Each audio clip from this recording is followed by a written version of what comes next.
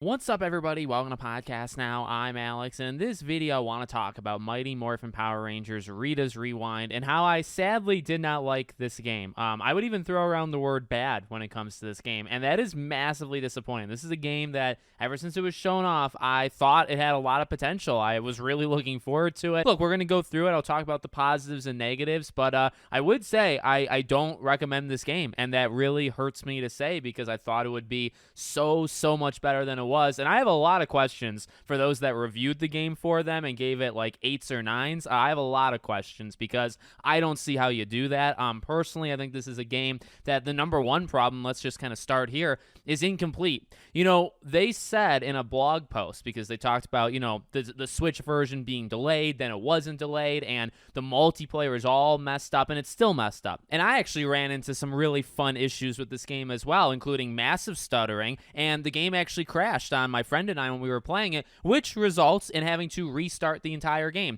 Luckily, we were only, I think, on episode 3 or the 3rd level in the game, but we had to restart and do all 3 of those chapters again. So that was fun. So, you know, when they announced those things and it was kind of all a mess, they said that they've been working on this game for a year, and I thought, and I actually said in a video, I didn't really think anything of it. I thought, oh, that's cool, you know, a year. Like, that's, you know, it actually takes a lot of talent to make a game like this in a year. I think you can tell that this game was made in a year. It is highly repetitive. It has actually, it's interesting because the game is not all that long, and yet it's got multiple areas that I think you could just cut all together. And we'll kind of, you know, this is just an overview. I'll get to the more specifics in a second, but the game needed more time, whether it was to work out the multiplayer, whether it was to work out some of the issues like with that or the stuttering or, you know, just online issues in general, or to just add more variety to this game and just add more to it in general, because where it stands now, can it be fun? Yes, this game can, and I want to say that, okay?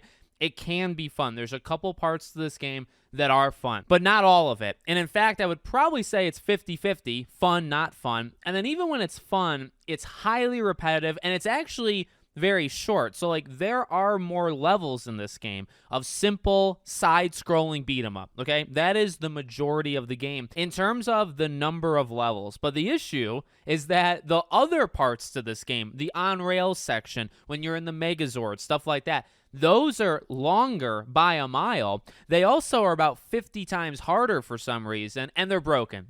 In my opinion, they are no fun whatsoever, except for maybe 1 or 2.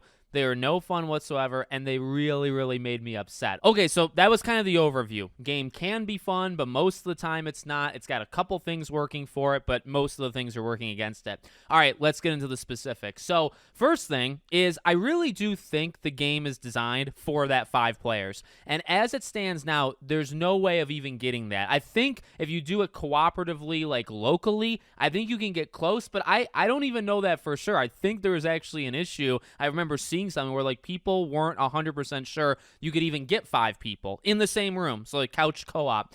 But the game very much to me makes you want to play as the 5 because it does have some very heavy difficulty spikes, not in the actual beat 'em up levels. You know, that's where this game is the most familiar. That is, you know, you've seen those type of games a lot. However, again, to kind of point out the negative, it's just very repetitive.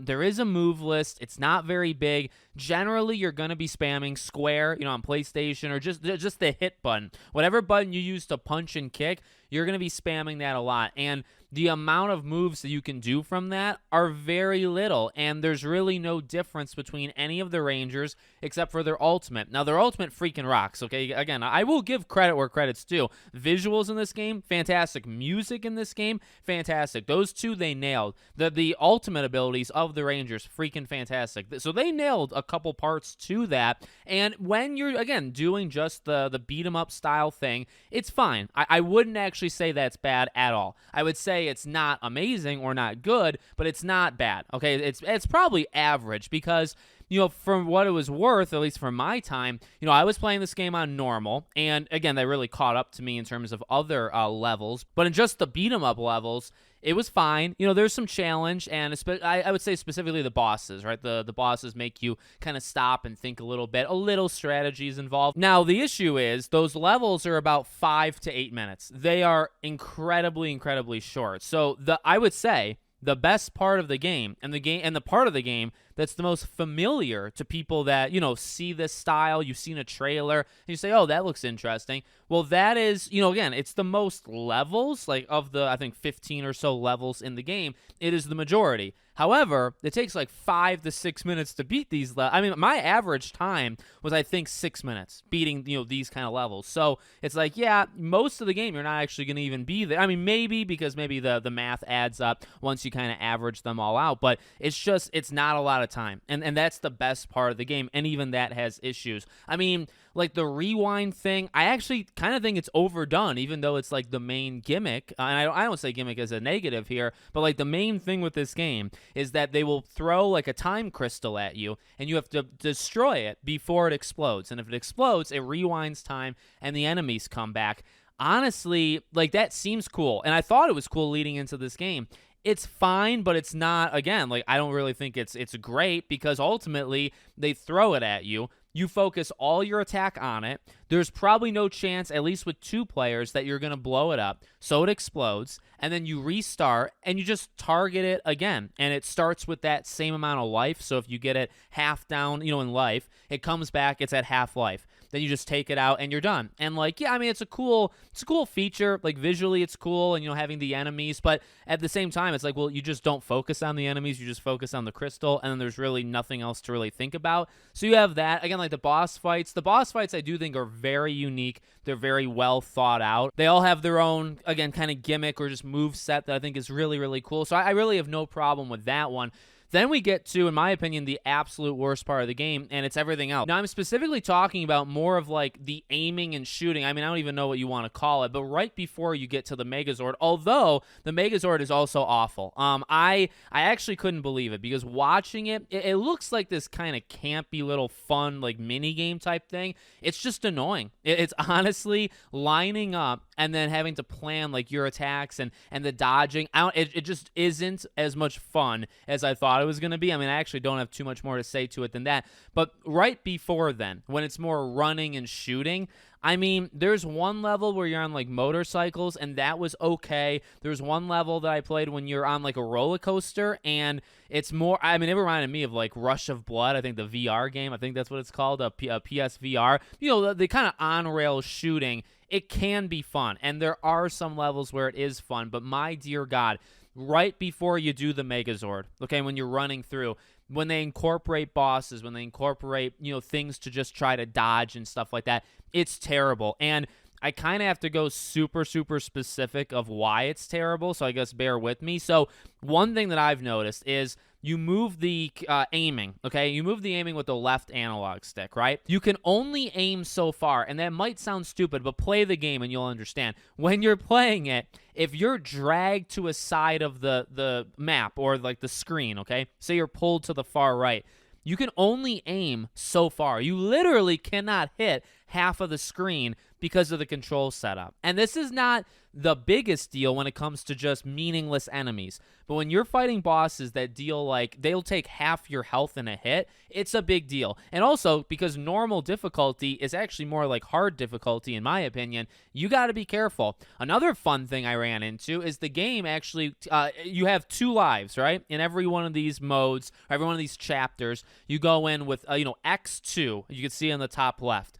Every time I died, only in this one type of mode, it would take both my lives. So I guess I don't actually have 2 lives, I have 1. You have 1 chance of 1 revival. You come back and you're done. Why? It's the only time the game ever does that. Any other time, the game functions fine in that department. You die, you come back. The right amount of number is taken away from the top left corner. But for this, for some reason, you die and it takes 2 lives. So it's next to impossible, I would argue. Then you have the reticle issue where you literally cannot aim because the controls are terrible, and you're left with just, it's frustrating. And you realize, I don't really think this is Power Rangers. I also don't really think that this is a beat 'em up game. It's neither. It's just kind of adding. I get why they did it. In fact, I was in support of it. Again, you can watch all these videos leading into it. A lot of the stuff I was in support of, I was in support of trying to like change things up and throw like a new system at us to just to, a breath of fresh air. We know what beat 'em up side-scrolling games are. Let's throw something else at you. Problem is, those other things, some of them, like the Megazord battles, yes, they are more Power Rangers like, but nothing else is besides that. And then even that is not fun. So ultimately, I actually feel like they failed in a lot of those departments. I think the best part, as I keep saying, of this game is just the beat 'em up parts, and it's not even that good. I saw some people complaining, and I think I would agree with this. The hitboxes they're odd. And you could say bad. I mean, that's probably a word you could throw out. I think it's bad at times. I think it's the most noticeable sometimes when it's like bosses, because you think you're within like a certain distance of them, and they'll hit you, but you can't hit them. And I'm not talking about them being like invulnerable. I'm talking about literally the hitboxes just don't seem right. And I can see that. I saw less of it, I would say, with like, again, the tedious enemies that they throw at you, but you can tell at points that like something's off. The entire game is off. I gotta be honest, the entire game, it's so short. It really doesn't have a lot of content to make you kind of go back. And I mean, specifically because the Rangers don't have that much that differentiates themselves from each other than the ultimate move. Besides that, it's nothing. It's literally nothing, right? So you're gonna be doing the same thing. You're gonna be fighting the exact same enemies, and then when the game decides to give you a break and throw a different kind of like genre of game at you, it's borderline terrible. So like you don't need a break at that point, right? You're like, please, for the love of God, don't give me that break. And honestly, I'll say this. Making these videos, I saw a lot of comments from parents like wanting to play with their child. I would never. This game is hard. This game is also frustrating and half the time broken. Why would you put a kid through this? So I mean, and I don't want to say that. I didn't want to, I guess, going into this. I played the game on normal, and it is difficult. And I saw other people talking about it. I mean, the reviews that came out talked about difficulty spikes, and now I get it, because the bosses are definitely a difficulty spike, but I think they're manageable under the right circumstance. But when they break genres at you and throw different stuff, it is like 10 times harder for no reason. No reason. And it's not, like I mentioned with like my specifics that I was giving you guys, it's not necessarily because of us as the player, it's because of how the mechanics are. Some of the mechanics in the game are broken, flat out broken, and specifically the aiming, just absolutely. I was screaming at my TV with my friend and saying, why can't I freaking aim? It's because the game doesn't let you. It's because the mechanics are broken. So I honestly would say a couple things. I would never play this with a child of mine. I do have a daughter, and I did ask her if she wanted to play it before I played it. I don't think that's happening anymore. But also, was the game designed for 5 players? Now, if I played some of these harder parts and some of the parts that I think are just flat out broken,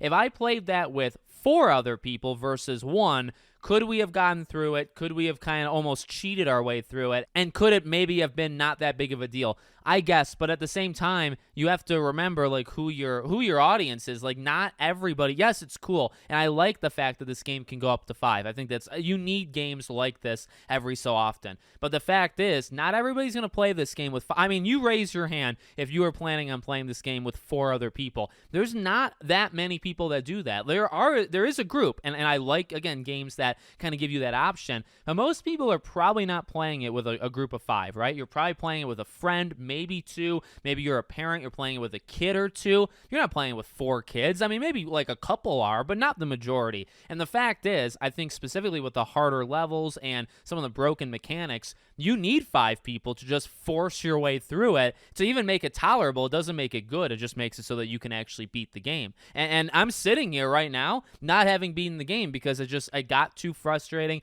It wasn't worth it. I will go back. I'm going to actually play it on the easiest difficulty, see if that changes anything. But, there's 3 difficulties to begin with. I played on normal. I don't think that should have been something that would have broken the game on me. But here we are. So, yeah, I don't know. I definitely, went off on a couple tangents here. But ultimately, I wanted the game to be good. It's good at parts, or at least it's fun enough at parts. But overall, this is it really is. It's a massive disappointment. I didn't think it would be like a Shredder's. Well, I wanted it to be a Power Rangers Shredder's Revenge, okay? I want it to be one of the better, side-scrolling things. I think as we started to see the mechanics and stuff, we were just kind of hoping it was going to be fun, right? Or at least I did. I just hoped, okay, this might not be one of the best of them, but it doesn't have to. It doesn't need to be a top 5 in the entire genre of 40 years, right? Just be like a solid game. It's not that either. It's really not. It's not recommended. And if you're playing this because you want nostalgic fighting, like a side-scrolling, beat 'em up game,